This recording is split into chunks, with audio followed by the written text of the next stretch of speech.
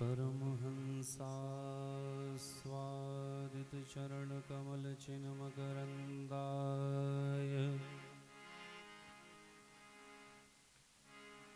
भक्तजनमानस निवासाय श्रीमद् रामचन्द्राय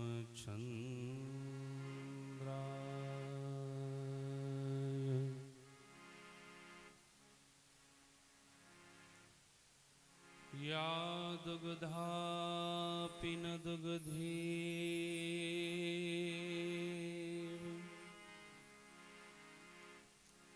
कविदो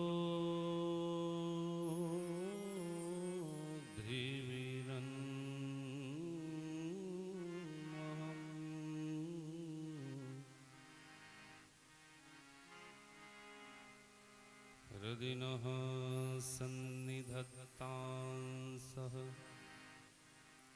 सूक्तिधेनुः सरस्वती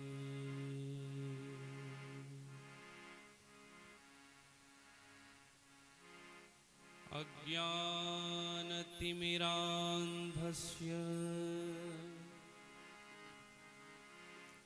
ज्ञानाञ्जनीशलाकया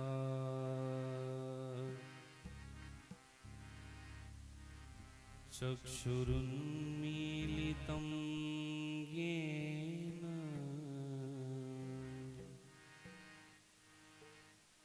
तस्मै श्री गुरुवे नमः।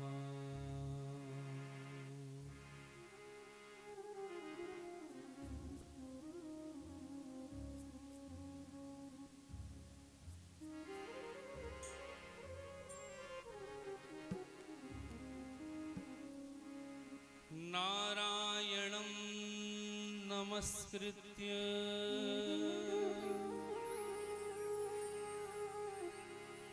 नरं चैव नरोत्तमं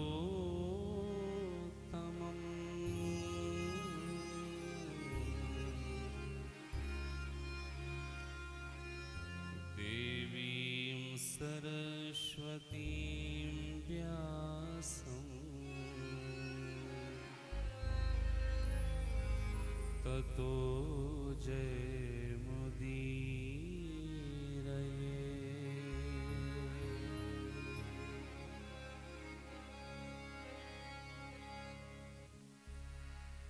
ध्येयं सदा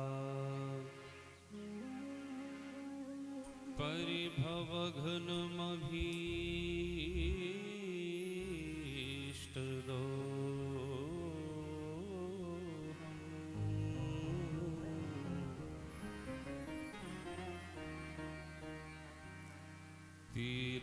तीर्थास्पदं शिवविरिञ्चिनुतं शरण्यम्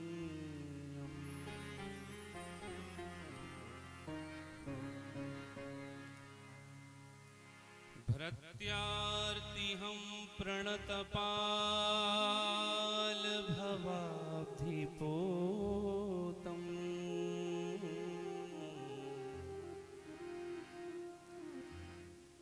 वन्दे महापुरुषते चरणारविन्दम्।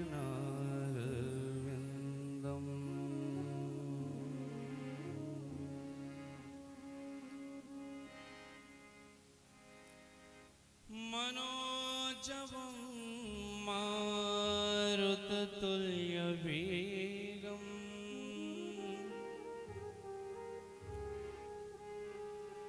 जितेन्द्रियं बुद्धिमतां वरिष्ठम्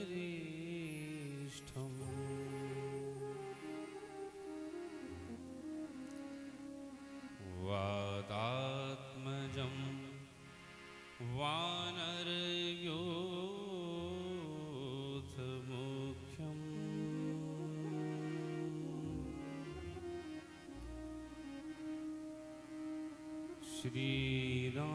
श्रीरामदूतं शरणं प्रपद्ये।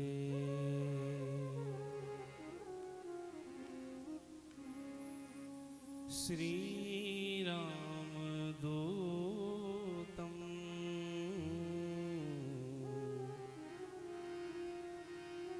शरणं प्रपद्ये।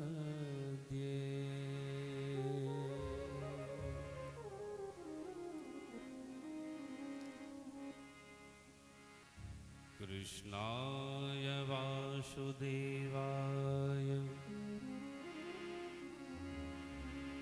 देवकी नंदनाय च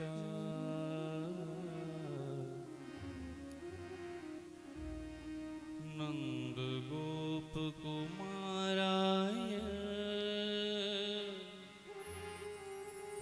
गोविन्दाय नमो नमः। गोविन्दाय नमो नमः।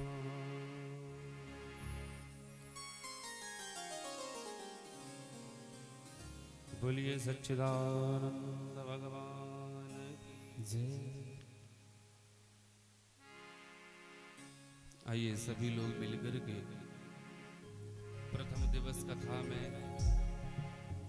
भगवान का गुणगान, भगवान का कीर्तन सभी लोग मिलकर के करेंगे और अपने मन, अपनी वाणी को पवित्र करेंगे। जय जय श्री कृष्ण गोविंद हरे मुरारे। हे नाथ नारायण वासुदेव।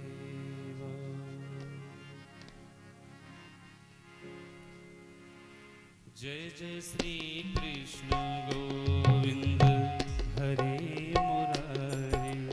हे नाथ नारायण वासुदेव। श्री कृष्ण गोविंद हरे मुरारे। हे नाथ नारायण वासुदेव। जय जय श्री कृष्ण गोविंद हरे मुरारी। हे नाथ नारायण वासुदेव। श्री कृष्ण गोविंद सभी लोग आएंगे। हरे मुरारे। हे नाथ नारायण वासुदेव। हे नाथ नारायण वासुदेव। हे नाथ नारायण वासुदेव। हे नाथ नारायण वासुदेव। हे नाथ नारायण वासुदेव।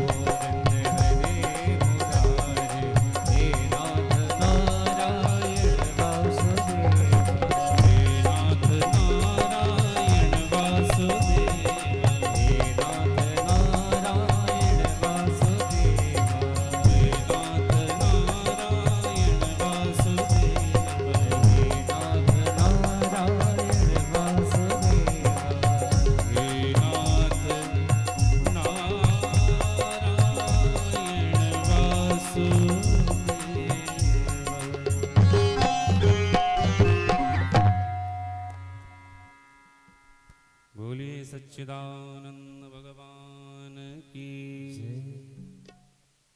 श्रीमद् भागवत महापुराण की। बोले राघवेंद्र सरकार की। अनंत बलवंत हनुमान जी महाराज की। जय जय श्री राधे।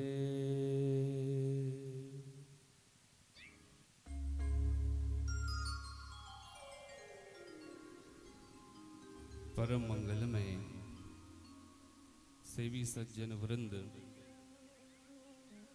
पूर्ण ब्रह्म परमात्मा के चरणार विंदानुरागियों,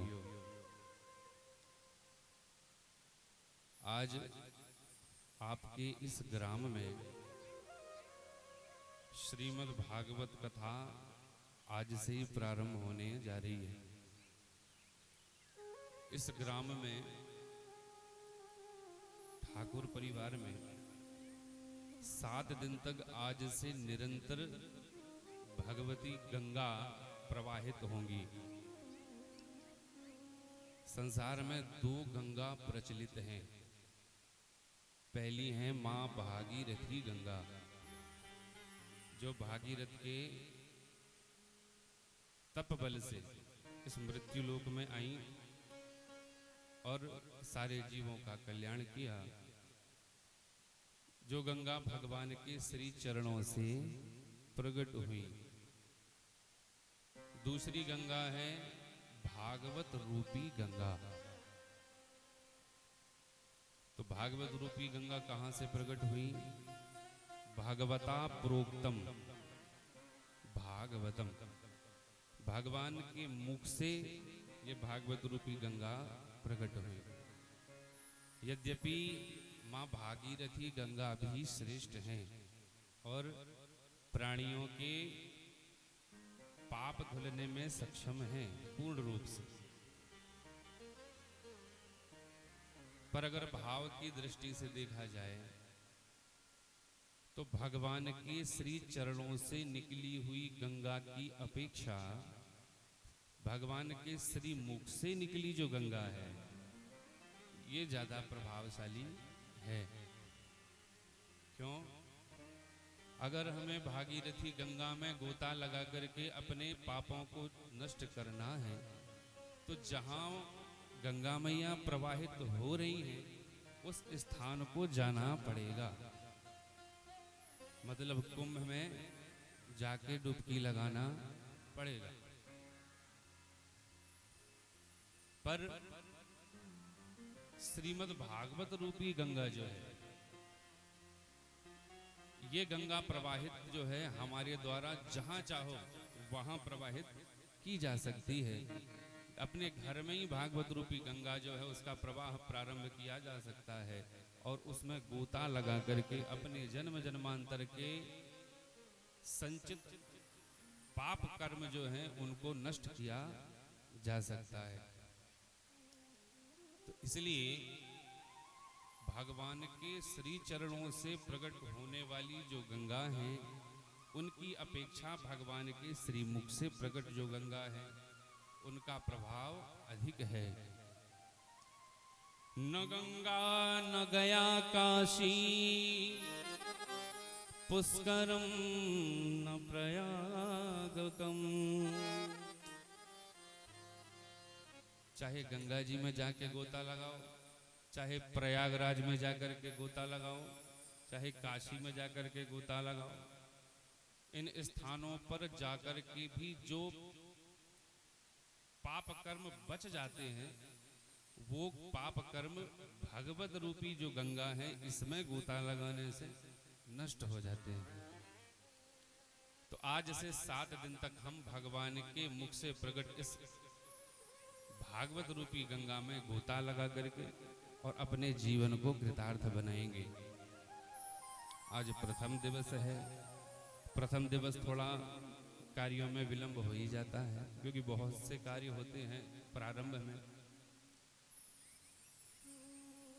तो आइए सब लोग मिलकर के श्रीमद् भागवत रूपी गंगा में गोता लगाएंगे। भागवत कथा में सबसे पहले भगवान की कथा का महत्व वर्णन है। महात्म का वर्णन प्रारंभ में ही आता है। महात्म का मतलब होता है महत्व, और महत्व का मतलब होता है विशेषता। भाई, जिस ग्रंथ को हम सुनने जा रहे हैं, अगर उस ग्रंथ की विशेषता का हमें पता नहीं है तो उस ग्रंथ को सुनने की जो लालसा है वो बढ़ेगी नहीं। मार्केट में कोई आप प्रोडक्ट खरीदने जब जाते हो तो कोई नया आविष्कार अगर मार्केट में आया है बाजार में, तो उस आविष्कार के विषय में पहले आप पूर्ण जानकारी लेते हो। अगर इस आविष्कार की विशेषता अच्छी लगी तो हम ये आविष्कार खरीदेंगे, विशेषता अच्छी नहीं लगी तो नहीं लेंगे। इसलिए किसी भी कथानक को सुनाने से पहले उसके महत्व की चर्चा की जाती है। तो भागवत जी जो है उसमें भी प्रारंभ में भागवत के महत्व की ही चर्चा है। सच्चिदानंद रूपाय विश्वोत्पत्त्यादि हेतवे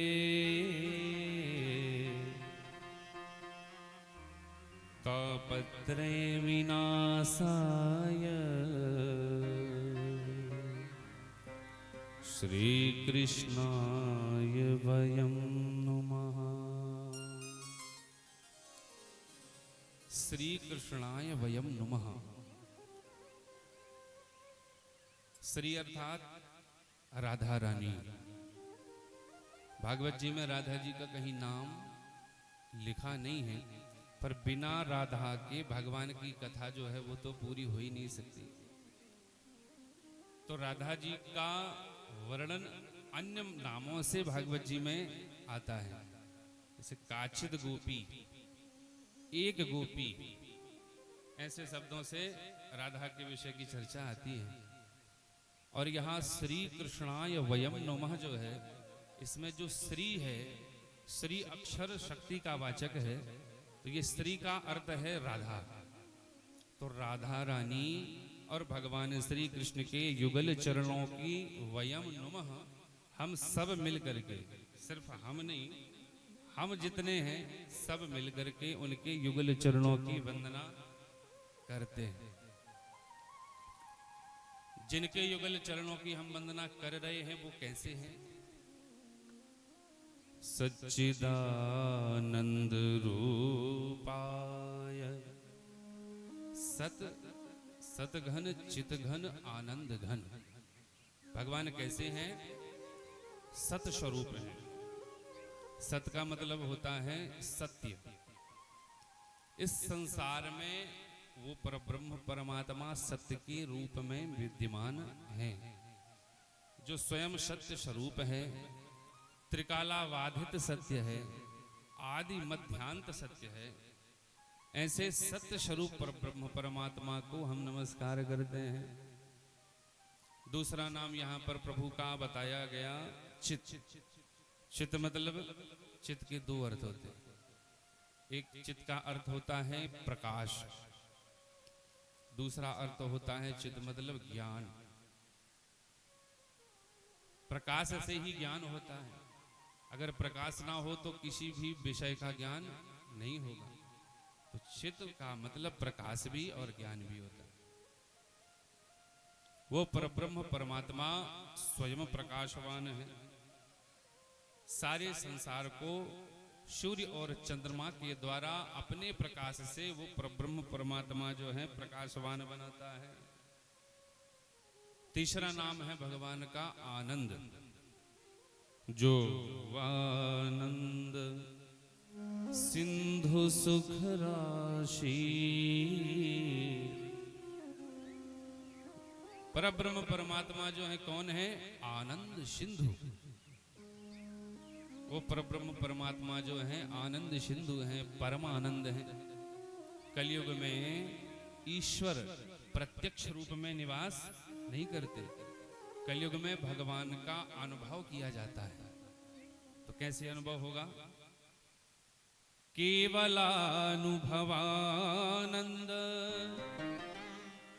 स्वरूपः सर्वबुद्धिदृक्। केवलानुभवानंद, भगवान सिर्फ अनुभवजन्य है और आनंद के आनंद अनुभव के रूप में जीव को अपना अनुभव ईश्वर जो है सदैव कराते रहते हैं। तो जो परब्रह्म परमात्मा स्वयं परमानंद है और उन परब्रह्म परमात्मा उन परमानंद की बूंद मात्र उनके अंश स्वरूप सारे जीवात्माएं हैं। ईश्वर अंश जीव अविनाशी, सारे जीवात्मा जो है ये उस ईश्वर के ही अंश है। तो सच्चिदानंद रूपाय, वो परब्रह्म परमात्मा कैसे हैं? बोले सच्चिदानंद रूपाय, सत चित और आनंद स्वरूप वो परमात्मा है।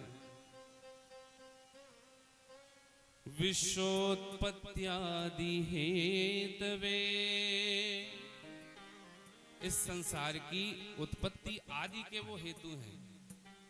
उत्पत्ति के बाद आदि शब्द लगा है, इसका मतलब सिर्फ उत्पत्ति नहीं, उत्पत्ति अर्थात इस संसार की रचना करने वाले और इस संसार का पालन करने वाले और अंत में इस संसार का संहार करने वाले भी वही परब्रह्म परमात्मा हैं। जैसे किसान जो है वो अपने हाथों से ही खेत में फसल बोता है,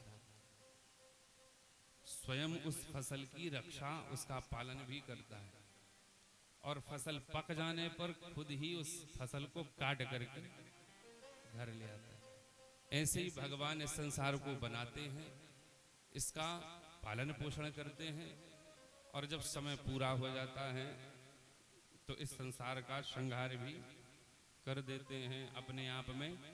अत्यतिष्ठत दशांगुलम, भगवान के नाभि सरोवर क्षेत्र में 10 अंगुल के दायरे में सारा ब्रह्मांड, सारी सृष्टि जो है समाहित हो जाती है। तो विश्वोत्पत्त्यादि हेतवे तापत्रय विनाशाय, संसार में हर जीव जो है 3 प्रकार के तापों से घिरे रहते हैं। दैहिक दैविक भौतिक तापा, राम राज्य का हो नहीं व्यापा। ये 3 ताप सदैव जीव को ग्रसित करके रखते हैं और इन तीनों तापों से अगर मुक्ति प्राप्त करना है तो उन भगवान की शरण में जाओ। उन भगवान के नाम में वो शक्ति है कि जिनके नाम का यदि श्रद्धा पूर्वक स्मरण किया जाए तो जीव के तीनों ताप जो है वो नष्ट हो जाते हैं। तो ऐसे भगवान श्री कृष्ण और राधा रानी के युगल चरणों की हम मिलकर के वंदना करते हैं। नैमिषे सूतमासीनम अभिवाद्य महामतिम, कथामृत रसास्वाद कुशलः सौनको ब्रवीत्। एक बार जब द्वापर निकल गया, 4 युग की चतुर्युगी होती है, तो जब सतयुग बीत गया, द्वापर त्रेता बीत गया, त्रेता के बाद द्वापर भी बीत गया और कलयुग प्रारंभ हो गया।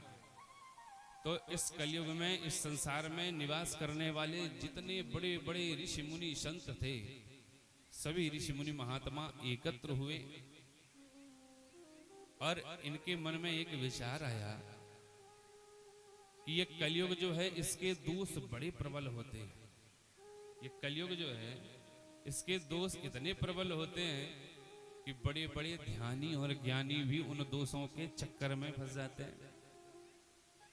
तो हम इन दोषों से कैसे बचें? ऋषियों ने मिलकर के विचार किया, सहस्त्र वर्षों तक चलने वाला एक विशाल सत्र जो है उसका हम सभी ऋषि मिलकर के आयोजन करें। उस यज्ञ में धर्म कर्म करेंगे, भगवत कथाएं श्रवण करेंगे। ऐसा करने से कलयुग के दोष हमारे अंदर प्रविष्ट नहीं हो पाएंगे। पर ये यज्ञ किया कहाँ जाए? ब्रह्मा जी के पास पहुंच गए। ब्रह्मा जी से कहा, हे ब्रह्मदेव, हमें सहस्त्र वर्षों तक चलने वाला विशाल यज्ञ जो है उसका आयोजन करना है। कोई सुंदर पवित्र भूमि अगर आपकी नजर में हो तो आप बताएं। ब्रह्मा जी ने एक चक्र छोड़ दिया। वो चक्र जो है वो आगे आगे चला।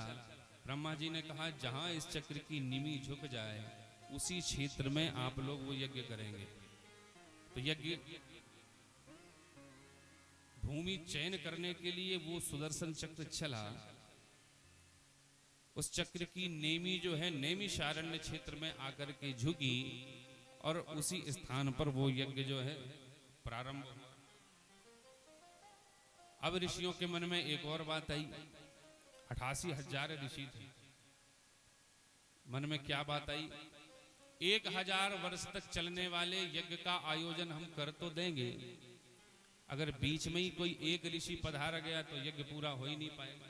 1000 वर्ष तक यज्ञ चलना है, बीच में कोई ऋषि पधार गए तो गड़बड़ हो जाएगा, अनुष्ठान भंग होगा। तो ऋषियों को एक और उपाय सूझा, क्यों ना जिनकी वजह से मृत्यु होती है उनको भी इस यज्ञ में बुलाया जाए। तो ऋषियों ने मिलकर के यमराज का ही आवाहन कर दिया। यमराज को भी बुलाया और उनको आसन दिया और कहा, जब तक यज्ञ चलेगा आपको आसन छोड़ना नहीं है। अब जब यमराज ही बैठे हैं यज्ञ में, तो जब तक ये बैठे रहेंगे तब तक संसार में कोई मरने वाला होगा नहीं। और यमराज भगवान के 12 भक्तों में यमराज का भी नाम आता है। प्रहलाद, यम इत्यादि, नारद, शंभु, इन 12 भट्टों में यमराज का भी नाम आता है। तो यमराज का ही आवाहन करके उस यज्ञ में बिठाए लिया। उच्च आसन पर श्री सूत जी महाराज को विराजमान किया। सूत का मतलब होता है माता पिता अलग अलग वर्ण के हों, उनके द्वारा जो संतान उत्पन्न होती है वो सूत कहलाते हैं। तो सूत जी जो है इसलिए उनको सूत कहा गया।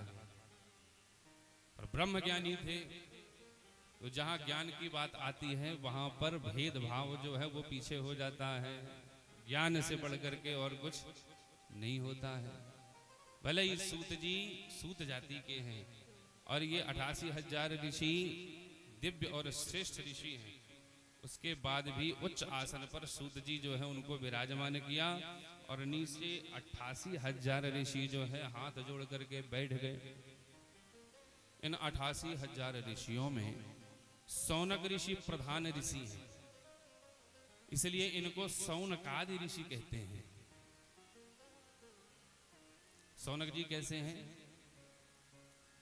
नैमिषे सूतमाशीन मभिवाद्य महामतिम कथामृत रसास्वाद कुशलः सौनको ब्रवीत्। कथा रूपी अमृत रसपान करने में सूत जी बड़े कुशल हैं। अन्य विषयों में कुशलता देखी जा सकती है, पर कथा सुनने में क्या कुशलता। भाई सुनते तो सब लोग हैं, कोई कथा चल रही है तो बैठ, बहुत से लोग कथा को श्रवण करने के लिए बैठते हैं। तो सुनते सब लोग जरूर हैं, पर सुनना कैसे चाहिए कथा, इस बात का ज्ञान सबको नहीं होता है। भगवान की कथा कैसे सुननी चाहिए? हनुमान जी के जैसे। हनुमान जी कैसे कथा सुनते हैं? जहां जहां भगवान की कथा होती है हनुमान जी जरूर कथा श्रवण करने आते हैं। लोगों को दुनियादारी के व्यसन लगते हैं, पर हनुमान जी जो है उनको कथा सुनने का व्यसन लगा है। तो और व्यसन जो है वो तो दुर्व्यसन होते हैं जो जीवन बर्बाद करते हैं। पर अगर कथा सुनने का व्यसन लग जाए तो ये सद व्यसन कहलाता है। ये तो जन्म जन्मांतर जो है हमारे बना देता है। तो हनुमान जी कैसे हैं?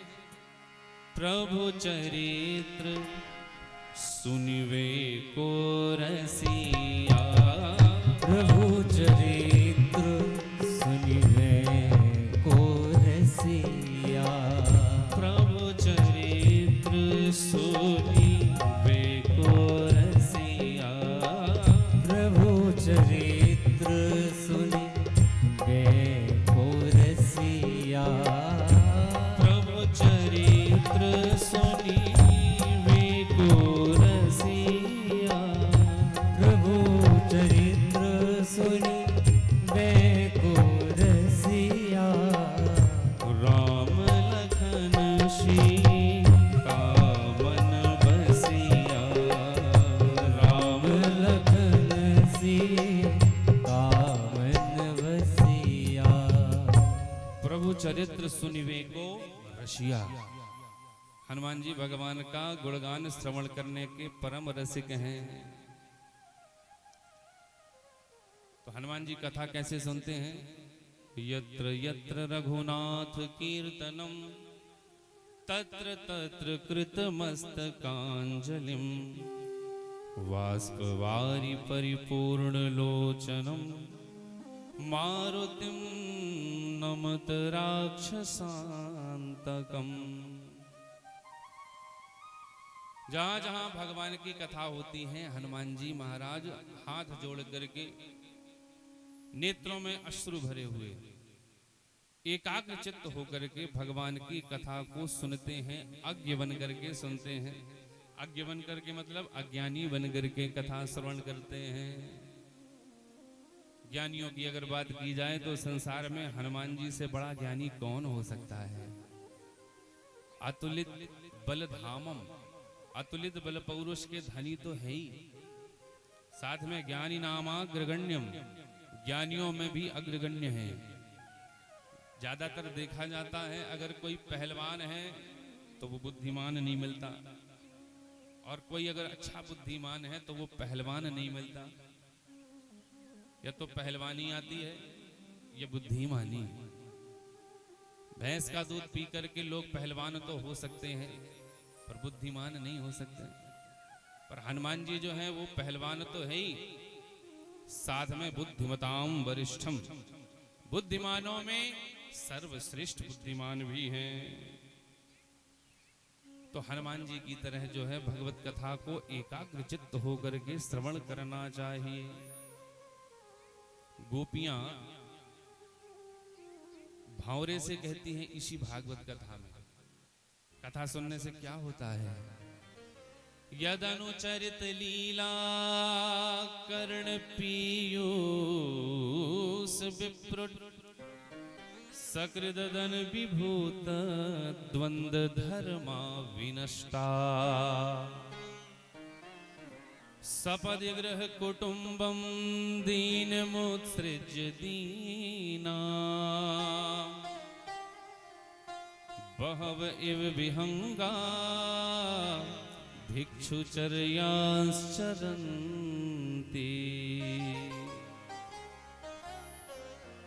जिसने भगवान के गुण गणों की कथा रस की एक बूंद भी अपने कर्ण पटल के द्वारा अंदर प्रविष्ट करा ली तो सकृदन विभो तद्वंद धर्म विनष्टा, उसके सारे द्वंद्व सारी समस्याएं तुरंत ही समाप्त हो जाती हैं।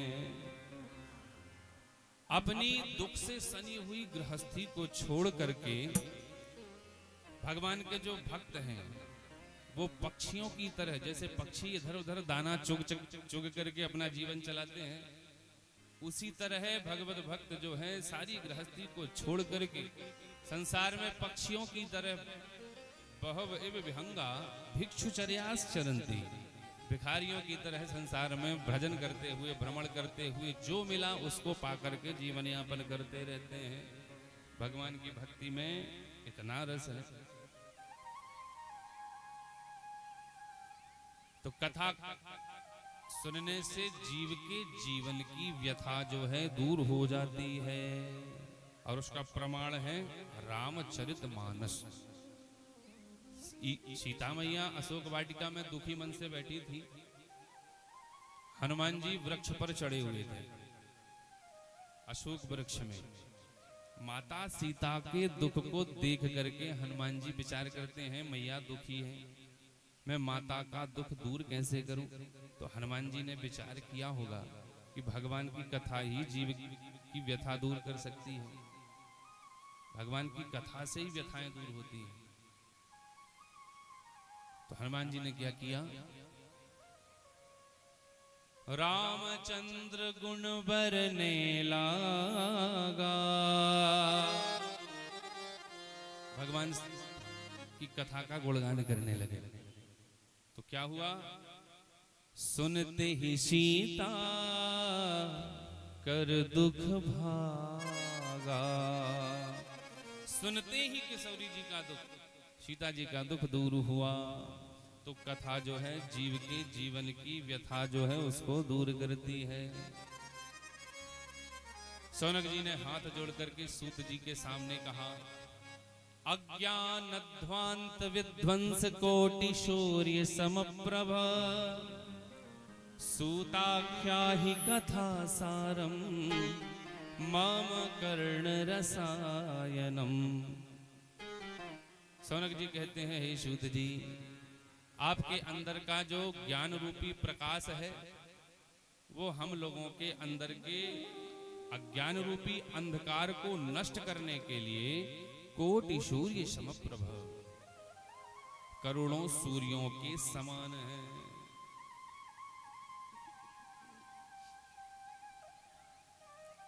हे शुद्ध जी, भक्ति ज्ञान विरागाप्तो विवेको वर्धते महान,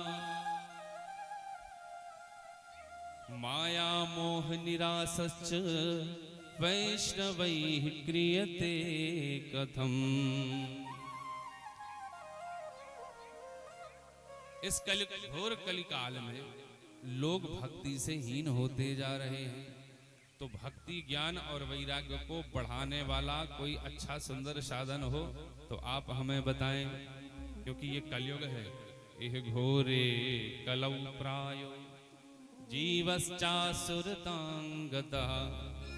ये घोर कलयुग है। इस घोर कलयुग में दोषों की बड़ी अधिकता पाई जाती है। जीव जो है आसुरी प्रकृति के हो जाते हैं। इस कलयुग में नाना प्रकार के दुखों से घिर जाते हैं। तो क्लेशाक्रांतस्य तस्यैव शोधने किं परायणम।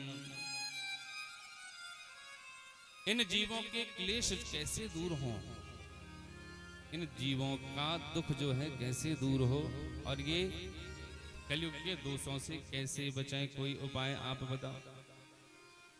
और ऐसा साधन सुनाओ, कोई ऐसा कथानक हमें सुनाओ कि श्रेयसाम यद भवे श्रेयः, जो साधन श्रेष्ठों में भी श्रेष्ठ हो, पावनानां च पावनम, पवित्रों में भी पवित्र हो, कृष्ण प्राप्ति करम सस्व साधनम तद्वदाधुना।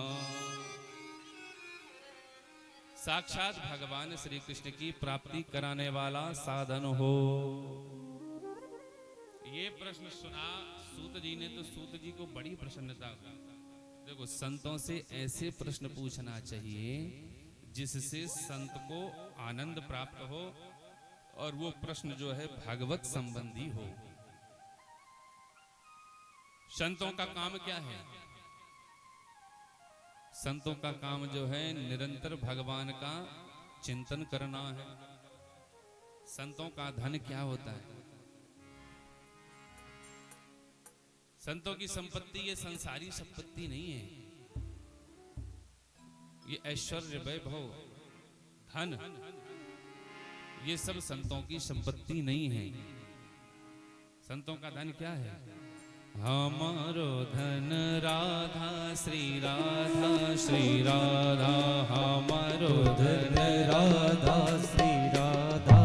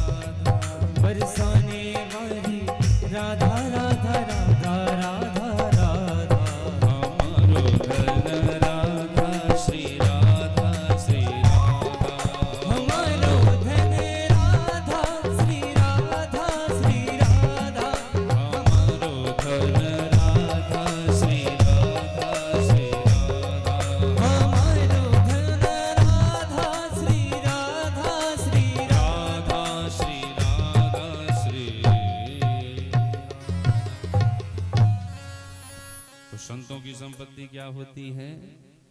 भगवन नाम संकीर्तन। इसलिए जब आप लोग संतों के पास जाएं, संतों से मिलने का अवसर मिले, तो उनसे ये बिल्कुल मत पूछो कि हमारी दुकान अच्छी कैसे चलेगी। उनको अगर यही विषय जानना होता तो संत बनते ही क्यों, फिर दुकान की व्यवस्था बनाते। तो कैसे प्रश्न पूछना चाहिए? भगवान मिलेंगे कि नहीं, और मिलेंगे तो कब मिलेंगे, ऐसी कृपा कर दो कि प्रभु मिल जाएं। ऐसा प्रश्न आप संतों से करोगे तो संत जो है बड़े प्रसन्न होंगे। महाभारत में आता है, अन्न का कण और संतों का क्षण कभी बर्बाद नहीं करना चाहिए। ये दोनों बहुत ही कीमती होते हैं। रत्नों से भी अधिक कीमती संतों का क्षण होता है। इसलिए संतों का क्षण जो है उसको बर्बाद नहीं करना चाहिए। सौनक जी कहते हैं, सूत जी, चिंतामणिर लोक सुखम सुरद्रुः स्वर्ग संपदम परयच्छति गुरुः पीतो वैकुंठम योगी दुर्लभम। चिंतामणि अगर किसी को मिल जाए तो लौकिक सुख संपत्ति जो है प्राप्त हो सकती है। चिंतामण लोक सुखम। सुरद्रुः, सुरद्रु मतलब कल्प वृक्ष। अगर किसी को कल्प वृक्ष मिल जाए, मतलब जिस वृक्ष के नीचे जो कल्पना की जाए वो हमें प्राप्त हो जाए, ये कल्प वृक्ष स्वर्ग में है। तो सुरद्रुः स्वर्ग संपदा, कल्प वृक्ष मिल जाए तो स्वर्ग की संपदा प्राप्त करा सकता है। पर प्रयक्षति गुरु पीतो, अगर अच्छा कोई गुरु मिल जाए और गुरुदेव की कृपा हो जाए तो वैकुंठम योगी दुर्लभम। जिस दुर्लभ योगियों के लिए दुर्लभ वैकुंठ धाम में योगी भी उस धाम को जल्दी प्राप्त नहीं कर पा सकते। जन्म जन्म मुनि जतन कराही अंतराम सुआवत नाही। ऐसा योगी दुर्लभ वैकुंठ धाम जो है वो भी गुरु की कृपा हो जाए तो गुरु जो है प्राप्त करा सकता है। वैकुंठम योगी दुर्लभम। इसलिए आप जो है ऐसा सुंदर साधन बताइए जो हमारे कानों के द्वारा अंदर प्रविष्ट हो और हमारे अंदर जो है कलयुग के दोष जो है उनको प्रविष्ट होने से रोक दे। सूत जी कहते हैं, प्रीति ही सौनक चित्ते ते यतो वच्मि विचार्य च।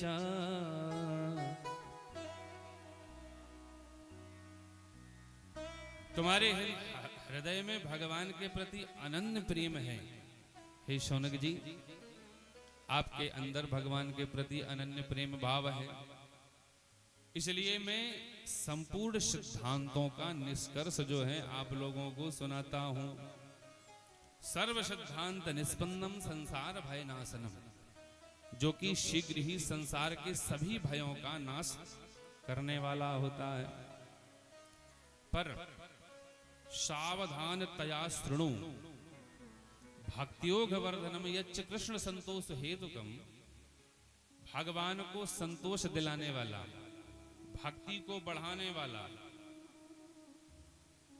तदहम ते विधास्यामि सावधान तया शृणु। इससे बढ़कर के दूसरा कोई और कथानक हो ही नहीं सकता।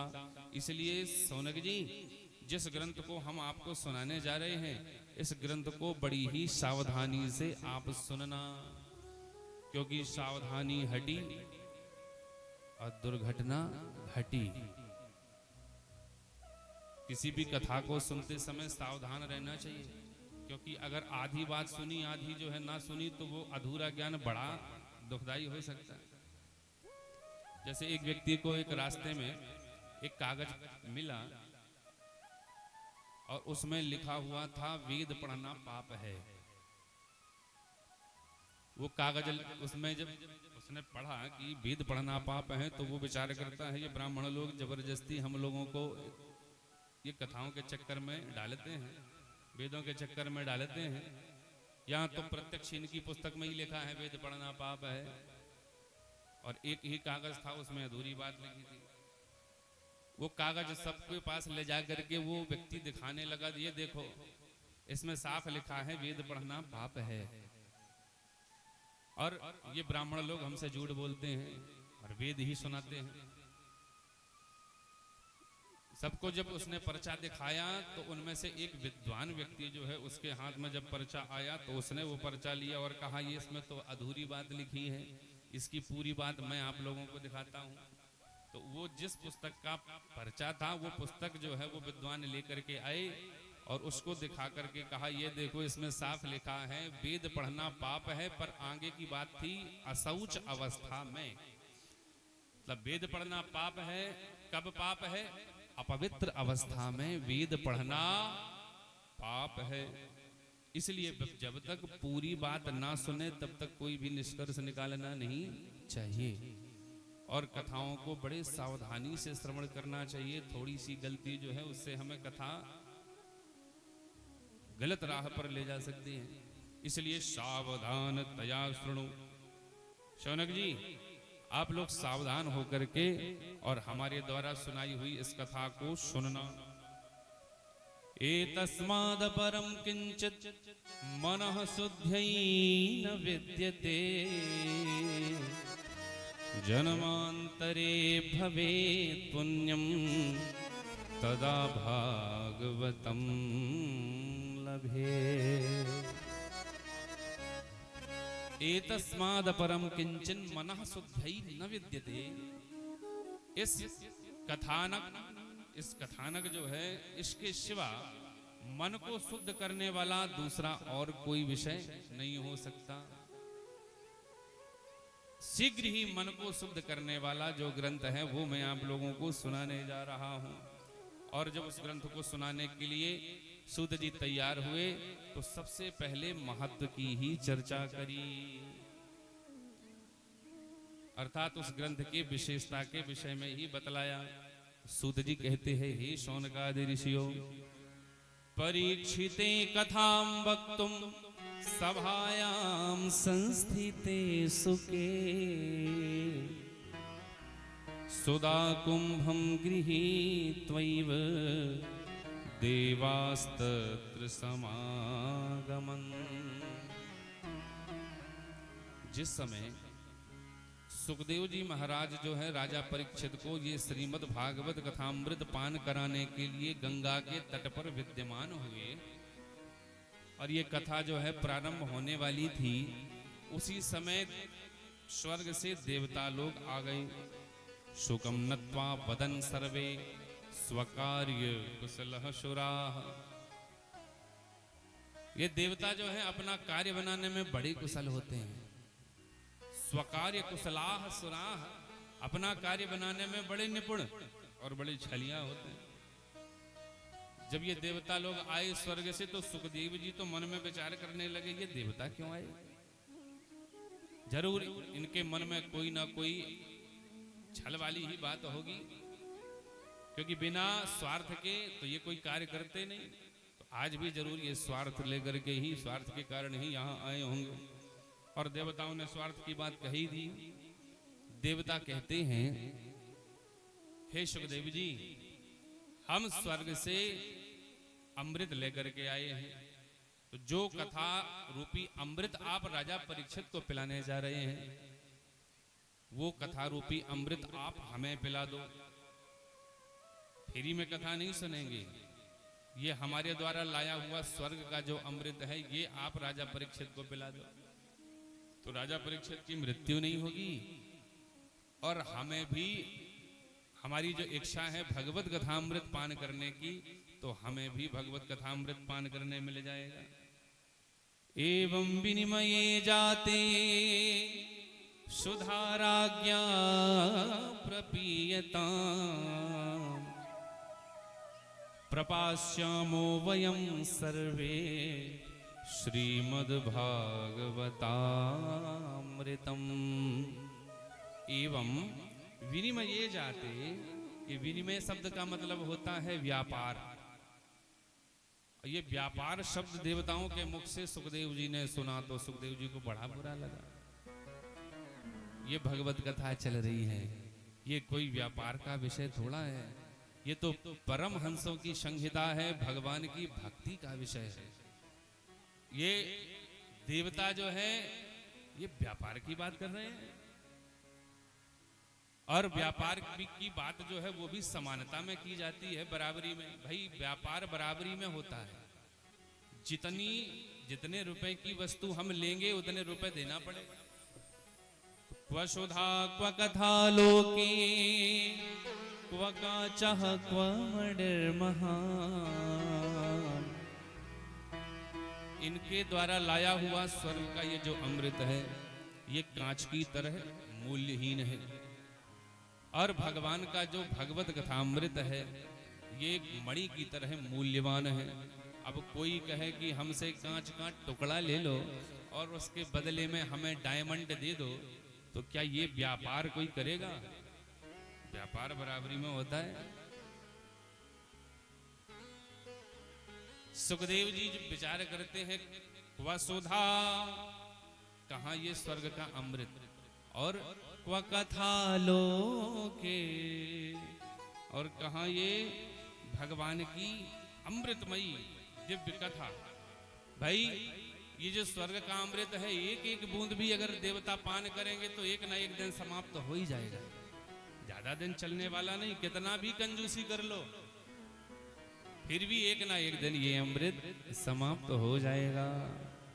पर भगवत कथामृत हरि अनंत हरि कथा अनंता, हरि अनंत हरि कथा अनंता, हरि अनंत हरि कथा अनंता, हरि अनंत हरि कथा अनंता।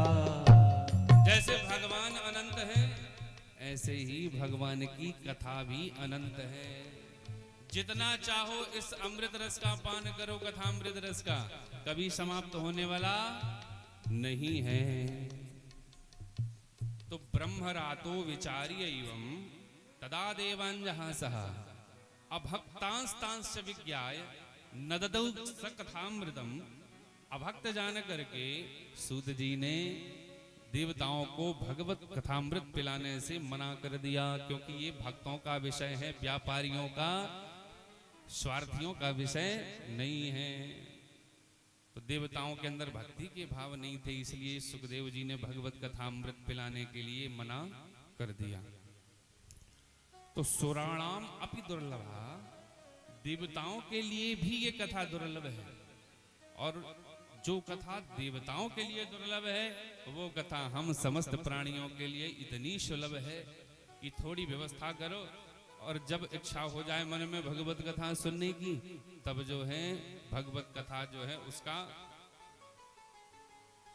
उसको प्रारंभ करके, और आप जो है उसमें गोता लगा सकते हो, उस अमृत रस का पान कर सकते हो। देवताओं को जब सुखदेव जी ने भगा दिया तो देवता सीधे ब्रह्मा जी के पास गए।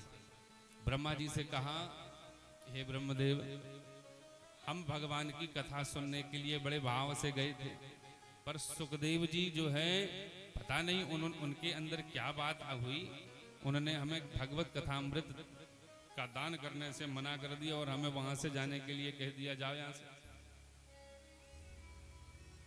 ब्रह्मा जी कहते हैं, अच्छा एक काम करो, यहीं बैठो और यहीं बैठ करके उस भगवत कथा को सुनो ब्रह्मलोक से ही, देखते हैं इस भगवत कथा का प्रभाव क्या है, जिसको सुखदेव जी ने देवताओं को सुनाने से मना कर दिया।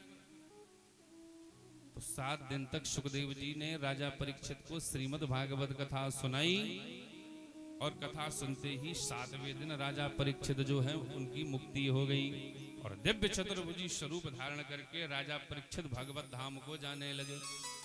तो राज्ञो मोक्षम तथावीक्ष पुराधातापि विस्मिता, राजा की मुक्ति को देख करके ब्रह्मा जी को बड़ा आश्चर्य हुआ। और ब्रह्मा जी ने क्या किया, सत्यलोके तुलाम बद्ध्वा, सत्यलोक में तराजू बांधी, और तोलयत साधनान्यजः, संसार के जितने साधन हैं सभी साधन जो है मुक्ति प्राप्ति के एक पल्ले में रखा, और एक पल्ले में सिर्फ श्रीमद् भागवत कथा जो है उसको रखा। तो लघून्यन्या निजातानि गौरवेण इदम महत्। भगवान भगवत कथा की गरिमा के कारण श्रीमद् भागवत कथा का पल्ला जो है नीचे चला गया, और सारे साधन जो है उनका पल्ला ऊपर की ओर उठ गया। और इस दृश्य को देख करके ब्रह्मा जी जो है वो समझ गए कि संसार में मुक्ति प्राप्ति के लिए श्रीमद् भागवत कथा से श्रेष्ठ साधन, श्रेष्ठ संहिता और अन्यत्र दूसरा कोई भी साधन नहीं हो सकता। तब से ये उक्ति हो गई कि सर्वश्रेष्ठ मुक्ति प्राप्ति का साधन अगर कोई है तो वो है श्रीमद् भागवत कथा। और यही कथा 7 दिन में सुनने का जो ये नियम बना है, ये नियम कब से बना? जब सनत कुमार जी ने दया करके यही श्रीमद् भागवत कथा जो है नारद जी को 7 दिन में सुनाई। वैसे तो कथा का पहले कोई ऐसा विशेष नियम नहीं था कि 7 दिन में ही होनी चाहिए। कथा 15 दिन भी चल सकती है, 1 महीना भी चल सकती है, लेकिन ये कलयुग है, किसी के जीवन का क्षण भर का भी भरोसा नहीं। तो ये 7 दिन जो है सुन करके जीव अपना कल्याण कर ले, इतना ही बहुत है। 1 महीने का यज्ञ अगर रख दिया जाए, बीच में कोई गड़बड़ी आ जाए, तबीयत खराब हो जाए, कोई समस्या आ जाए, क्योंकि कलयुगी शरीर है, इसलिए कलयुग के प्राणियों के लिए 7 दिन का ही नियम बना। और जब से नारद जी ने सनत कुमार जी से कथा सुनी तब से ही बना।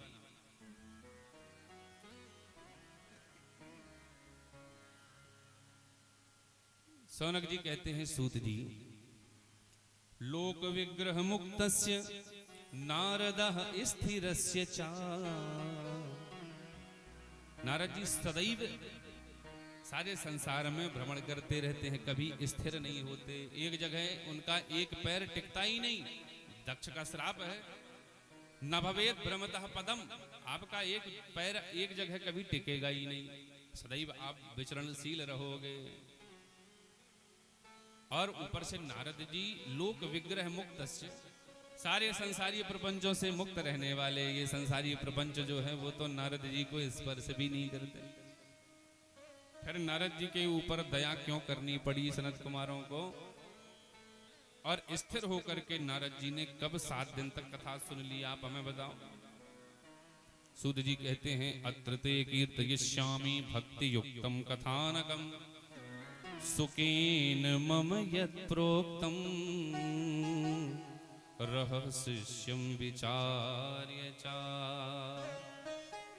अब मैं तुम्हें वो कथा सुनाऊंगा जो मुझे अपना अनन्य शिष्य जान करके सुखदेव जी ने मुझे सुनाया। यद्यपि मैंने व्यास जी से भी कथा सुनी, पर कथा तो बहुत लोगों ने सुनी, पर सुनने के बाद कहने के जो तरीके होते हैं वो सबके तरीके से कथा जो है समझ में नहीं आती। कथा कहने वाले तो बहुत लोग हैं, पर वो कथा समझ में आ जाए ऐसी कथा कहने वाले सुखदेव जी ही थे। सुखदेव जी ने व्यास जी के द्वारा कथा पढ़ करके जब अपने ढंग से उस कथा का विस्तार किया, उसका वर्णन किया, सुख मुखातमितद्रव संयुतम, सुखदेव रूपी शुग्गा के मुख से ये भागवत रूपी फल जब चखा गया तब इसमें अधिक मिठास आई। तो जो कथा सुखदेव जी ने राजा परीक्षित को सुनाई वही कथा हे शौनकादि ऋषियों हम आप लोगों को सुनाएंगे, पर आज नहीं सुनाएंगे क्योंकि ठंड का महीना है। तो आगे की जो कथा है वो आप लोग फिर कल के प्रसंग से सुनेंगे। कथा का समय रखा जाएगा 2:30 बजे से कथा, संगीत भजन इत्यादि प्रारंभ हो जाएंगे।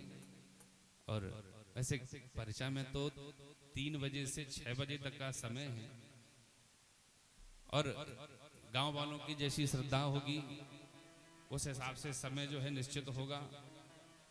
अगर ठंड का प्रकोप ज्यादा रहेगा तो थोड़ा शीघ्र कथा अपन लोग प्रारंभ करेंगे, और ठंड का मौसम नॉर्मल रहेगा, धूप निकल आएगी तो फिर अपने समय से जैसा लिखा हुआ है 3 से 6 वैसे ही कथा होगी।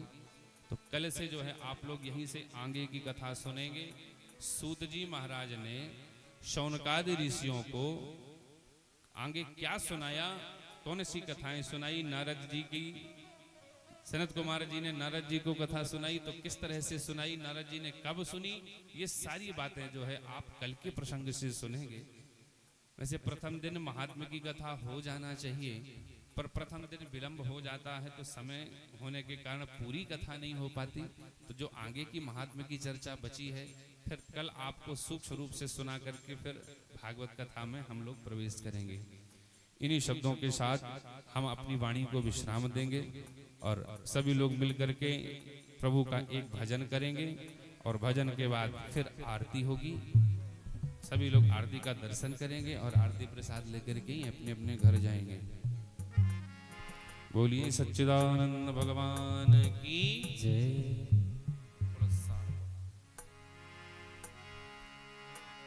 राम सिया राम जय जय राम सिया राम, राम सिया राम जय जय राम सिया राम, राम सिया राम जय जय राम सिया राम, राम सिया राम जय जय राम सिया राम, राम सिया राम जय जय राम सिया राम, राम सिया राम जय जय राम सिया राम, राम सिया राम जय जय राम सिया राम, राम सिया राम जय जय राम सिया राम, राम सिया राम जय जय राम सिया राम, राम सिया राम जय जय राम सिया राम, राम सिया राम जय जय राम सिया राम, राम सिया राम जय जय राम सिया राम, राम सिया राम जय जय राम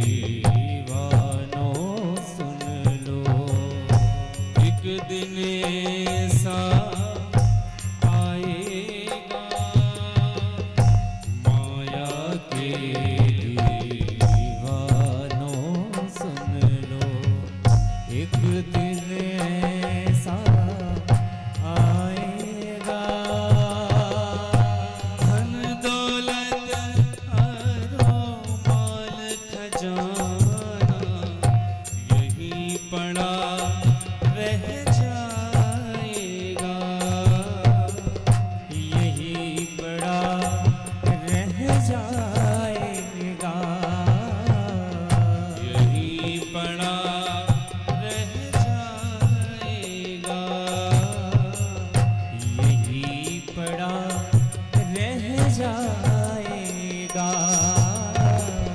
सुंदर काया माटी होगी, सुंदर काया माटी होगी, चर्चा होगी गली गली राम नाम के हीरे मोती मैं बिखराऊं गली गली। ले लो रे कोई राम का प्यारा, शोर मचाऊं गली गली। राम नाम के हीरे मोती, राम नाम के हीरे मोती। क्यों करता तू मेरा मेरी, क्यों करता तू मेरा मेरी। यह तो तेरा मकान नहीं, झूठे जग में फंसा हुआ जो वह सच्चा इंसान नहीं। वो सच्चा इंसान नहीं, वो सच्चा इंसान नहीं। वो सच्चा इंसान नहीं। जग का मेला 2 दिन का है, जग का मेला 2 दिन का है, अंत में होगी चराचरी।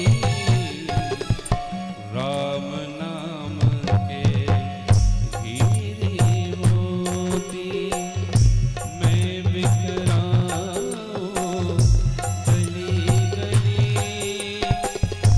ले लो रे कोई राम का प्यारा, ले लो रे कोई राम का प्यारा, शोर मचाओ गली गली। राम नाम के हीरे मोती। राम सिया राम जय जय राम सिया राम, राम सिया राम जय जय राम सिया राम, राम सिया राम जय जय राम सिया राम, राम सिया राम जय जय राम सिया राम, राम सिया राम जय जय राम सिया राम, राम सिया राम जय जय राम सिया राम, राम सिया राम जय जय राम सिया राम, राम सिया राम जय जय राम सिया राम। राम सिया राम जय जय राम सिया राम, राम सिया राम जय जय राम सिया राम, राम सिया राम जय जय राम सिया राम, राम सिया राम जय जय राम सिया राम। बोलिए राजा रामचंद्र भगवान की जय। चलिए।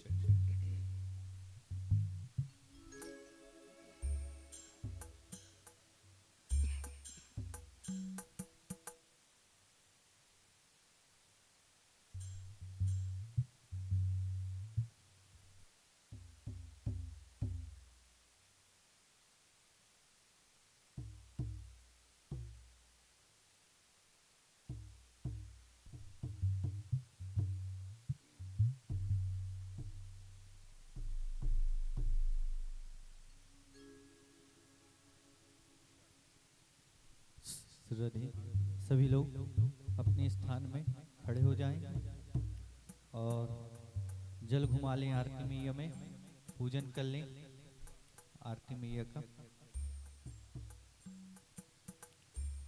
ओम चंद्रमा मनसो जातस्य चक्षुषो सूर्यो अजायतो श्रोत्राद्वायस्य प्राणस्य मुखारदग्निरजायतो। ओम रामाय रामभद्राय रामचंद्राय वेदसे रघुनाथाय नाथाय सीतायः पतये नमः। बोलिए बांके बिहारी लाल की जय। श्री भागवत भगवान की है आरती, पापियों को पाप से है तारती।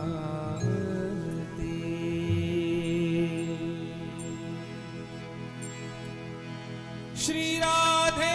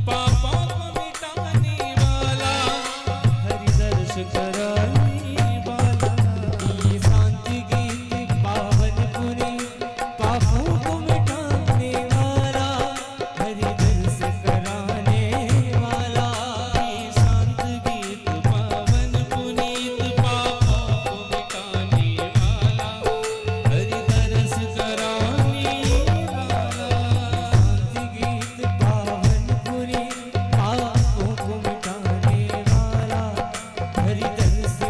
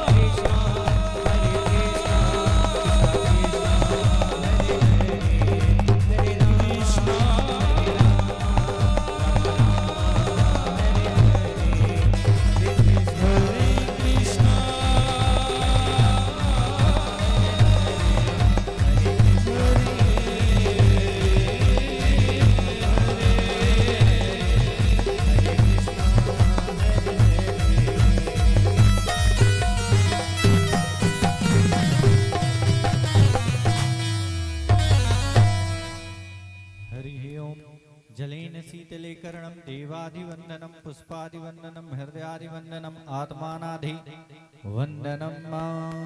आरती मैया में जल घुमा लें। इसके बाद आरती मैया सभी को दिखाएं, भगवानों को पहले, फिर स्वयं ले लें। ओम देव ज्योति परम तेजो देव ज्योति परम तपः देव ज्योति परम ज्ञानम देव ज्योति नमोस्तुते। ओम चावल फूल लेकर के अक्षत फूल और क्षमा प्रार्थना मंत्र पुष्पांजलि सभी लोगों को दे सकते हैं। ओम चावल फूल लें यजमान जी। हरि ओम मंत्रहीनम क्रियाहीनम भक्तिहीनम जनार्दनम यत्पूजितं मया देव परिपूर्णं तदस्तु मे। ओम जग्नेन जगमय जन्ते देवास्थानि धर्माणि प्रथमान्या सनाम्ते अनकं महिमानः स्वजन्त्र्यत्र पूर्वे साध्याः सन्ति देवाः।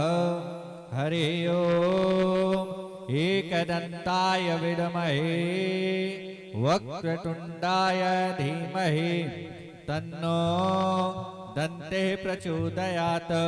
हरि ओम नंदनंदनाय विद्महे यशोदानंदनाय धीमहि तन्नो कृष्णः प्रचोदयात्। सेवन्ते काव्यकुलचम्पकपाटलाब्जये पुण्य गजादिकर वीर रसाल पुष्प वै विल्पप्रवाल तुलसीदल मंजरैवे त्वं पूजयामि जगदीश्वर मयि प्रसीद। नाना सुगंध पुष्पाणि यथा कालोद्भवानि च पुष्पांजलिर्मया दत्तो गृहाणां मा प्रसीद परमेश्वरः। अथ मंत्र पुष्पांजलिं क्षमा प्रार्थना नमस्करोमि। बोले बांके बिहारी लाल के। श्रीमद् भागवत महापुराण के। राधा रानी सरकार के। यज्ञ नारायण भगवान के। अनंत बलवंत हनुमंत लाल के। बालाजी सरकार के। बागेश्वर धाम के। श्री वृंदावन धाम के। विरासनी मैया के। हेर माता के। ज्वाला मैया के। जगत जननी जगम्बे मैया के।